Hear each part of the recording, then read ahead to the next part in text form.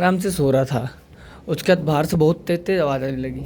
मैं सोचा ये क्या हो रहा है, ये कैसे आवाज़ आ रही है, रनिंग पे जाना है भाई। मैंने लाइट जलाई रूम की, और जब मैंने अपना दरवाज़ा खोला, ओ भाई ये क्या हो रहा है। ओ तेरी लगता है भाई साहब सुबह रुआ डूब जाएगा।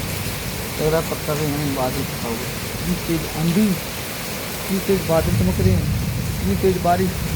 ओ भाई गलियों में पानी भर गया। ओहो आज तो जाना कैंसिल हो गया भाई। मेट्रो हो गया, कैसा मौसम हो रहा है आज। आप सभी लोगों से मेरा निवेदन है, कृपया अपने घर पे रहें, ऐसे माहौल में बाहर ना निकलें, क्योंकि अगर ऐसे माहौल में बाहर निकलोगे हाथी फटेगा, हवा आ जाएगी, तो बच जाओ।